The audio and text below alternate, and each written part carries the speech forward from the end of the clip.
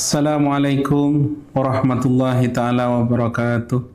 Alhamdulillah.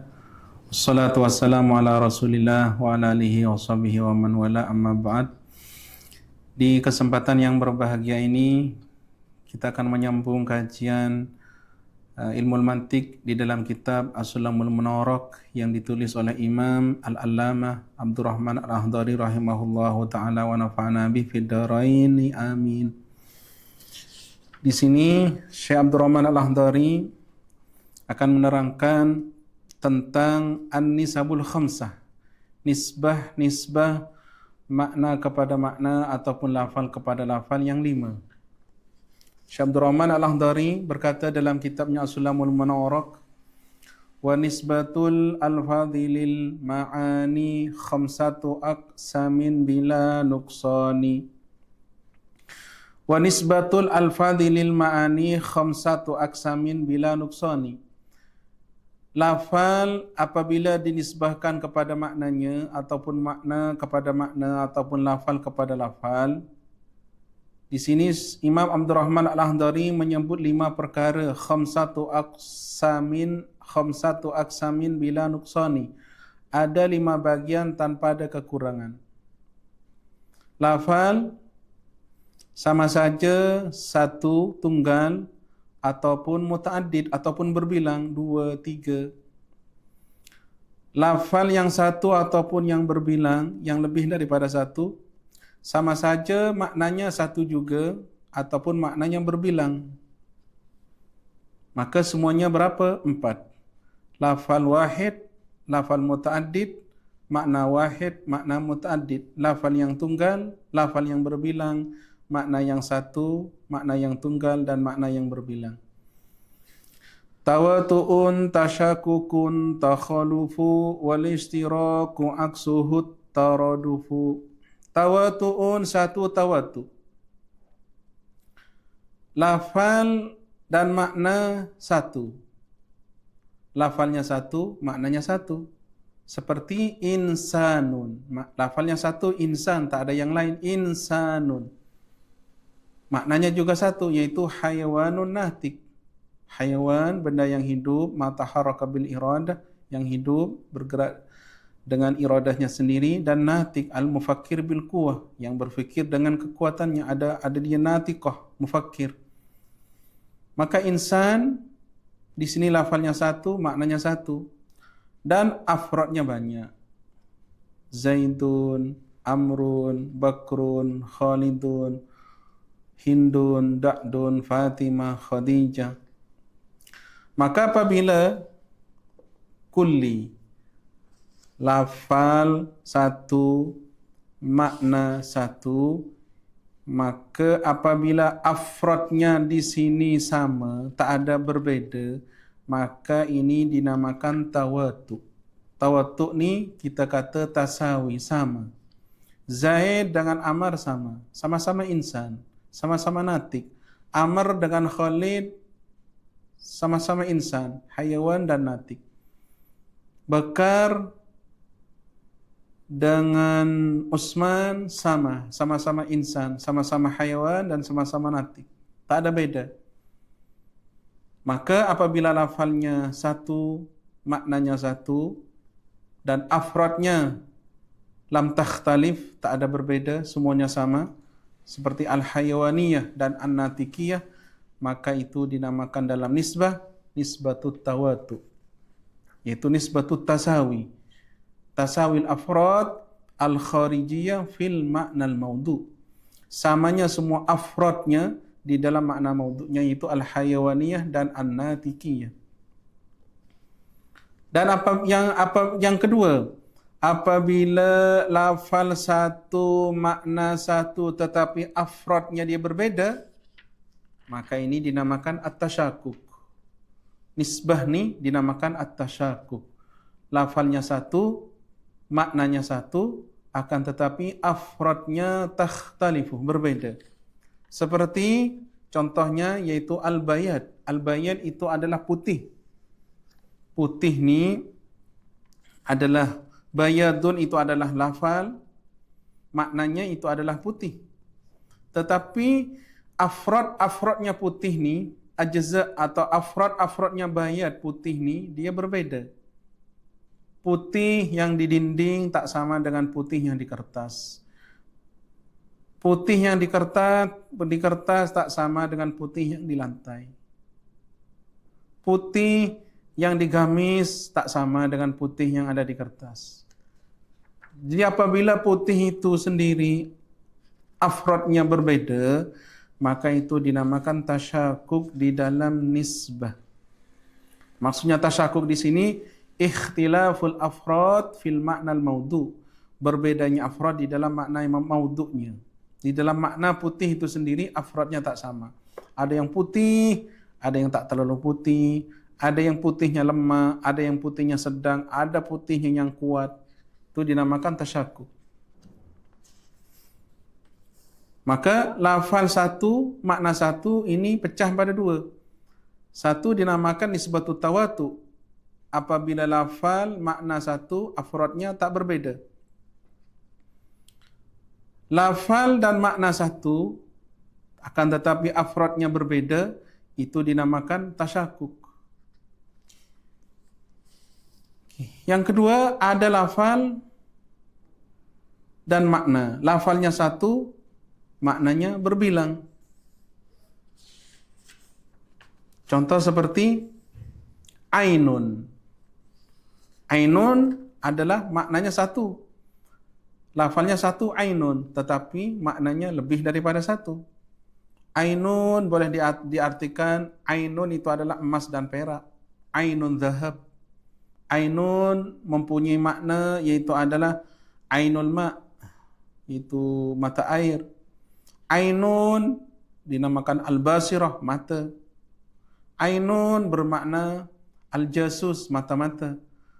Ainun boleh bermakna, ada makna jariyah, hamba perempuan. Lafal satu, kan tetapi makna banyak. Maka ini dinamakan dalam nisbah,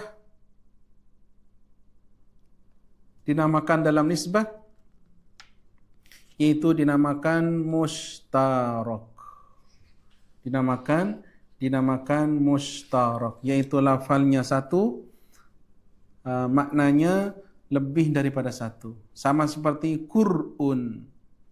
Dalam Al-Quran, wal mutallaqatu yatarabbasna bi anfusihinna salasata quru. Quru ada makna suci, ada makna haid.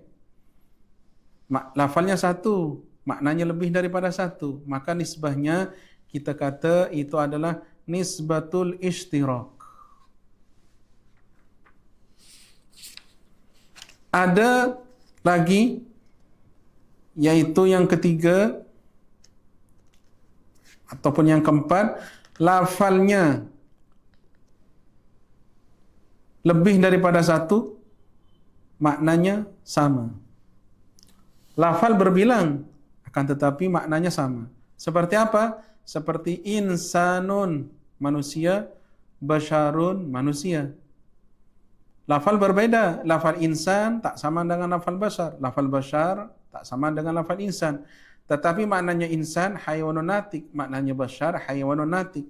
Lafal berbeda, makna sama. Maka ini dinamakan dalam nisbah adalah at-taraduf. Nisbah di antara insan dan basyar itu adalah at-taraduf. Yaitu lafalnya berbeda, akan tetapi maknanya sama. Tawatu kita dah terangkan, at-tasyakuk kita dah terangkan, al-ishtirak kita dah terangkan. Yang keempat yaitu lafal dan makna tak sama. Lafalnya beda, maknanya juga berbeda. Seperti insanun dan farasun. Insan itu adalah lafal, farasun itu adalah lafal.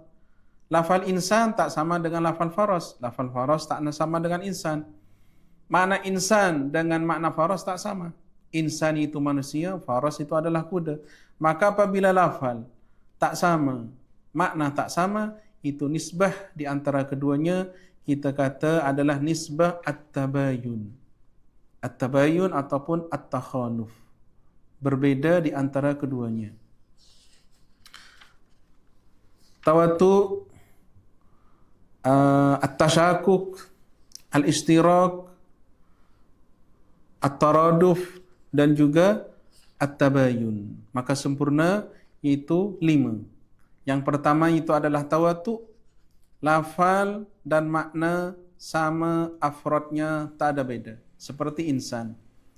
Yang kedua adalah tasyakuk, lafal sama, makna sama, akan tetapi afrodnya berbeda, seperti bayat.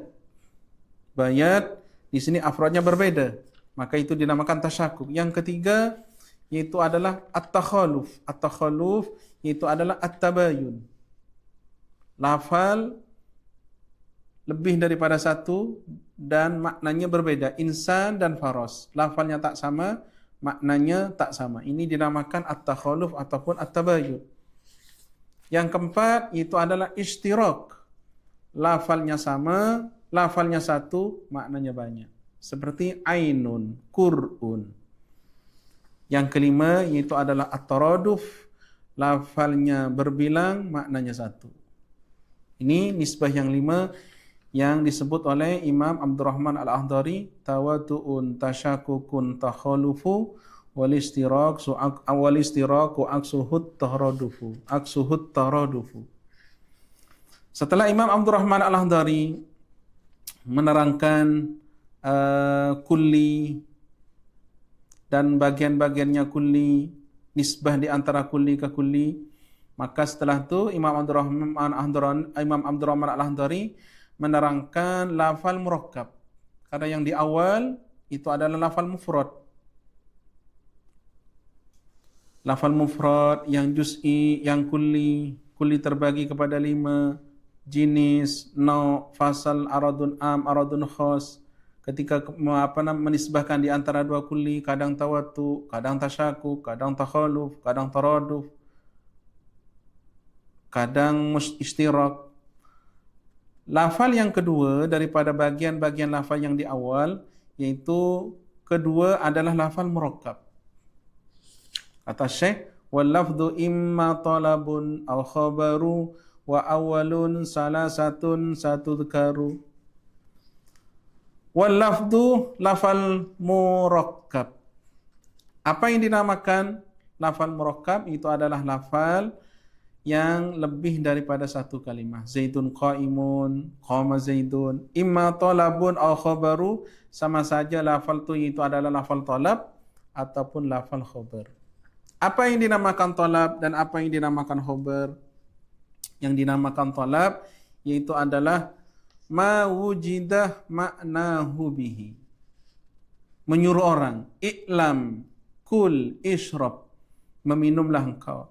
Kul, memakanlah engkau. Idhab, berjalanlah engkau. Menyuruh kepada orang lain. Itu yang dinamakan talab. Au khabaru ataupun khabar. Khabar itu adalah mahtamala sidqa wal kadhiba. Yang ihtimal kepada jujur dan dusta itu dinamakan khabar. Seperti orang mengkhabarkan akan berdirinya Zaid. Zaidun qaimun. Maka khabar itu ihtimal sidik, jujur, dan ihtimal kadhib, dusta. Setiap lafal yang ihtimal kepada sidik dan dusta itu dinamakan khabar. Wa awalun salasatun satudkaru. Talab itu ada 3. Imam Abdurrahman Al-Akhdari mengatakan talab ada 3. Kenapa terbagi pada 3? Karena talab itu sendiri terbagi kepada 3. Sama saja talab daripada yang tinggi kepada yang bawah, seperti guru kepada anak muridnya, seperti raja kepada rakyatnya, seperti tuan kepada khadimnya. Apabila talab daripada ali kepada safil, daripada yang tinggi kepada yang rendah, maka itu dinamakan amar. Seperti tuan menyuruh kepada khadimnya, iskini ma'an. Itu dinamakan apa? Dinamakan amar. Karena talabnya daripada al-ali ataupun al-a'la kepada al-asfal. Yang kedua, talab daripada al-adna, al-asfal ilal a'la, kepada yang tinggi. Seperti perkataan khadim, kepada perkataan abd kepada tuannya, a'tini dirhaman, berikan kepadaku 1 dirham. Maka apabila talab daripada adna kepada a'la, yang daripada rendah kepada yang atas, daripada rakyat kepada raja, maka itu doaun dinamakan doa. Yang ketiga, apabila talab daripada yang sama satu derajahnya kepada kawannya yang lain, seperti Zaid talab kepada Amr, mengatakan a'tini imamataka, berikanlah kepadaku akan imamahnya engkau. Ataupun a'tini imamati, tolong ambilkanlah imamahku, berikanlah imamahku. Maka ini dinamakan iltimas. Maka talab apabila daripada atas ke bawah dinamakan amar, daripada bawah ke atas itu dinamakan doa, daripada musawi kepada musawi, maksudnya daripada kawan kepada kawan yang lain yang satu derajah, itu dinamakan iltimas. Kata Syekh Abdurrahman Al-Akhdari, amrun ma'asti'la wa aksuhu du'a wa fitasawi faltimasun waqa'a. Yang dinamakan amar apabila talab daripada atas ke bawah. Wa aksuhu du'a, apabila daripada bawah ke atas itu dinamakan doa. Wa fitasawi faltimasun, apabila seseorang meminta atau tolab kepada seseorang yang lain yang sama derajat, itu dinamakan iltimas. Sampai di sini pembahasan